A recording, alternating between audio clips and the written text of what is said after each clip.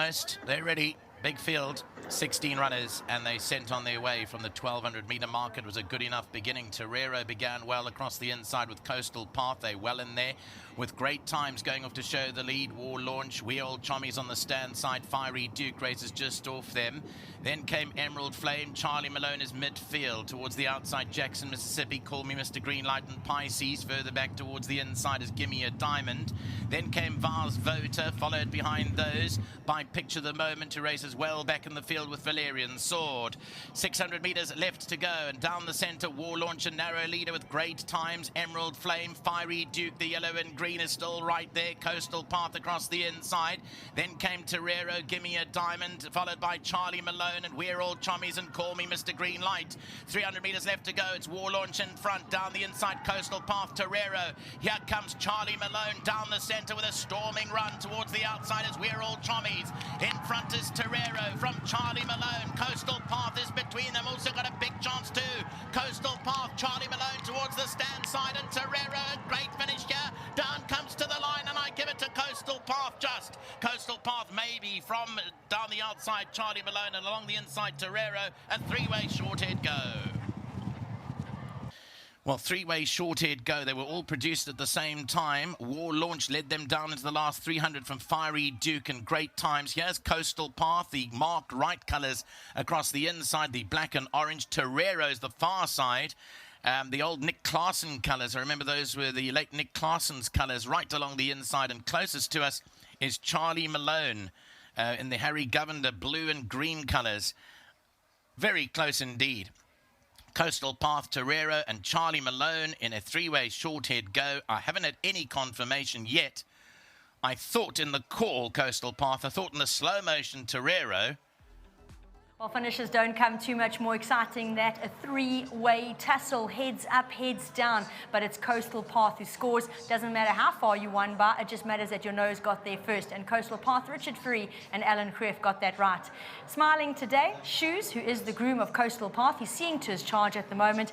And on behalf of Shoes, we've got Godfrey accepting the 1,500 Rand World Sports Betting Grooms Winning Initiative. Godfrey, thank you very much. Great to call Richard back up to join me, and he was the winning rider along with winning trainer Alan Kreef of the last race, so it is a quick double. You guys have bounced back into form here, and Richard, it's great that this guy got to win because he's been trying and been on top of them for a few runs now. Yeah, look, I won on him first time out as a juvenile. He got a hiding at the ratings, and it's taken us a really, really long time to get him where he's competitive at, and in the MR68, that's where he's holding his form the best. So way overdue win, but today he fought hard for it. Two serious competitors moved up on both sides, and sandwiched him. It was that really nice finish where it was good clean riding and no bunching, and we could all go for the win. And I just happy to be on a much bigger horse than the other two, and he had a little bit of a longer neck, and when the line came I could drive his head down, and he just got up. So it was a way overdue win, so well done to everybody concerned. Thank you so much for their patience, and then obviously to Mr. Kreef and his team, fantastic job, and to my sponsors at Winning Form for their support. Fantastic. I'm glad you touched on that he's so big, because watching him go to start, there's nothing wrong with him. He moved beautifully, but he almost looks like he's a very hard horse to get together, and he looks a bit like he needs a hard ride to really pick him up and say, this is where you're going to put your legs.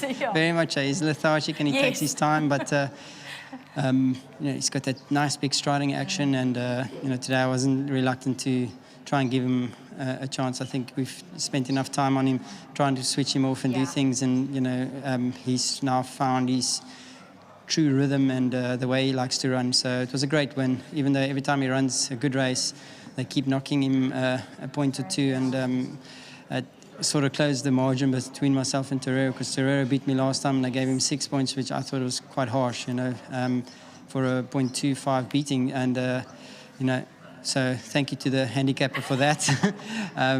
Just kept him off me a little bit longer today, so it was a nice win. Again, to everybody concerned, thank you for their patience. Richard, well done. Thank you. Heads up, heads down, and the jockeys really giving it their all on the way to the line. I think it's a fantastic way to enjoy racing, and beautifully broken there down by Richard. You can see the jockeys, they ride the horses, they know about the horses, they learn the horses, and good to know that he still goes back and he studies his race card and he has a look at the weight turnaround of the horses that he's beat before and all of that. Richard really puts his homework in. True professional, and that's why he's one of the leading jockeys in the country. Besides his riding ability, he knows what's going on around him and who his dangers are. But very well done to Mark Wright, who's been really patient with this horse. We got him to drop, he then ran second. They put him up 3 points, and we were like 2 months. Should we run him? Richard said, "Run him. I want to ride him on the grass. We'll take the knock if we have to." And it just shows how close that was. Half down could have been disastrous, but Richard managed to get his head down at the right time and counted. So very well done to Mark Wright, to Equifeeds for sponsoring the race. It's always great to have sponsors, and they big suppliers of horse feed around the country, and well done to them for coming to the party. And fantastic, well done to you and your team for the fantastic double. Thank you. As Ellen pointed out, the race sponsored by Equifeeds. And with that, we're going to ask Diana to come on in and join us. She is the Cape Town area manager for Equifeeds. Great to have you here. And just to start off with, when you are involved in horses and feeding athletes and machines, isn't it wonderful to have your race represented by such a tight finish? It was so exciting to watch. Really, it was such a tight finish. Everyone was running in every direction, trying to see who'd won. And I watched the grey canter down and thought how beautiful he looked. And all the horses I liked. I had my eye on a few of them, but they looked really good. Now tell us a little bit about Equifeeds. Who are you? And tell us about your mill. So Equifeeds is a horse feed mill. We primarily feed and manufacture horse feed. We don't have any product on site that could be harmful or in any way to horses, or prohibited substances on site. So we focus on producing scientifically high quality horse feed. And when the product is manufactured, where do you sell and distribute it? So we've got a wide footprint. We've got a very good national footprint where our feed is in Gauteng, distributed in Gauteng, Natal, PE and Cape Town. We have a mill in Natal as well.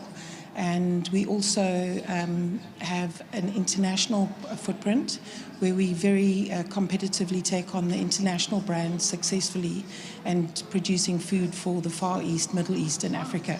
That's amazing. Now, we're here at races, which is only one discipline of horses. Yes. There are horses throughout South Africa, happy horse owners that do everything with them. Tell us about your range of products. So we have a wide range of products. We produce feed for the professional racing market, the stud farms, a massive part of our business, and also the sport and leisure market with a wide range of feeds specific for that and all the disciplines. And fantastic. Tell me, as we round up the interview here, what is the message that you want to send out to your clients? Our message is that we produce world-class food, and that we produce it with the product being affordable, but the best product. So we strive to having an affordable product at the best price, the best product. Oh, that's fantastic to hear, and I know you've got a very big footprint in the Eastern Cape here in Port Elizabeth.